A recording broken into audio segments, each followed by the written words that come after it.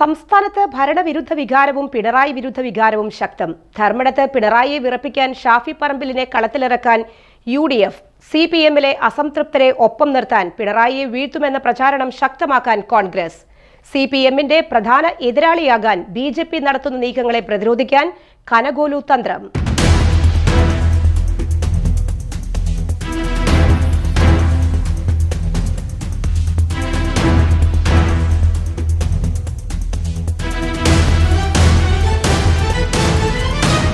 സംസ്ഥാനത്ത് ഭരണവിരുദ്ധ വികാരത്തെക്കാൾ കൂടുതൽ പിണറായി വിരുദ്ധ വികാരമുണ്ടെന്ന നിഗമനത്തിലാണ് കോൺഗ്രസിന്റെ തിരഞ്ഞെടുപ്പ് തന്ത്രജ്ഞൻ സുനിൽ കനഗോലു കരുക്കൾ നീക്കുന്നത്.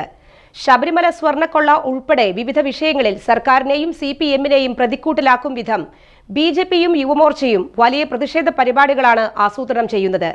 അതുകൊണ്ട് തന്നെ നിയമസഭാ തെരഞ്ഞെടുപ്പിൽ ഭരണ തുടർച്ച ലക്ഷ്യമിടുന്ന CPM-നെ പ്രധാനമായും നേരിടുന്നത് കോൺഗ്രസ് ആണെന്ന വികാരം ശക്തിപ്പെടുത്താൻ ഒരു ഒറ്റമൂലിയുണ്ട് കനഗോലുവിന്റെ പ്ലാനിൽ.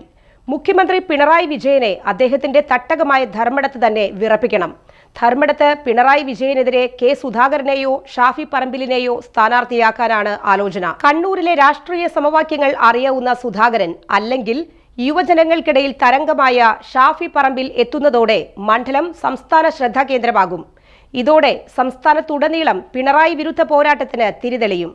പിണറായി വിജയൻ ചോദ്യം ചെയ്യപ്പെടാത്ത നേതാവായി വാഴുന്നത് പരമ്പരാഗത കമ്മ്യൂണിസ്റ്റുകൾ ഉൾപ്പെടെ പാർട്ടിയിലെ വലിയ വിഭാഗം അണികൾക്കും അസംതൃപ്തിയുണ്ട്. പയ്യന്നൂരിലെ ഫണ്ട് വിവാദം വീണ്ടും ഉയർന്നു വന്നതിന് പിറകിൽ ഈ അസംതൃപ്തിയാണ്. കോൺഗ്രസിലെ സ്ഥാനാർത്ഥി നിർണയം ഉടൻ പൂർത്തിയാക്കും. 2 ആഴ്ചയ്ക്കുള്ളിൽ ഏറ്റവും കൂടുതൽ വിജയസാധ്യതയുള്ള 50 മണ്ഡലങ്ങളിൽ സ്ഥാനാർത്ഥികളെ പ്രഖ്യാപിക്കും. ഭരണവിരുദ്ധ വികാരം വോട്ടാക്കി മാറ്റാൻ കരുത്തരായ നേതാക്കൾ തന്നെ നിയമസഭയിലേക്ക് മത്സരിക്കണമെന്ന വികാരം പാർട്ടിയിൽ ശക്തമാണ്. ദേശീയ രാഷ്ട്രീയത്തെക്കാൾ കേരളത്തിൽ ഭരണം തിരിച്ചു പിടിക്കുക എന്നതിനാണ് ഇപ്പോൾ മുൻഗണന. അതുകൊണ്ടാണ് ഷാഫിയെയും സുധാകരനെയും പോലെയുള്ള ജനസ്വാധീനമുള്ള നേതാക്കളെ നിയമസഭാ പോരാട്ടത്തിലേക്ക് നിയോഗിക്കുന്നത്. ത്രികോണ മത്സരങ്ങൾ നടക്കുന്ന മണ്ഡലങ്ങളിൽ BJP-യുടെ വോട്ട് വിഹിതം കുറയ്ക്കാനും അതേസമയം നിഷ്പക്ഷ വോട്ടുകൾ സമാഹരിക്കാനും കഴിവുള്ള നേതാക്കളെയാണ് കോൺഗ്രസ് തേടുന്നത്. ഇതിന്റെ ഭാഗമായി വരും ദിവസങ്ങളിൽ കൂടുതൽ പ്രമുഖരുടെ പേരുകൾ സ്ഥാനാർത്ഥി പട്ടികയിലേക്ക് ഉയർന്നു വന്നേക്കും. നിയമസഭാ തിരഞ്ഞെടുപ്പിൽ ഭരണ തുടർച്ച ലക്ഷ്യമിടുന്ന CPM-നെയും വെല്ലുവിളി ഉയർത്തുന്ന BJP-യെയും ഒരുപോലെ നേരിടാൻ വമ്പൻ തന്ത്രങ്ങളാണ് കോൺഗ്രസ് ഉയർത്തുന്നത്.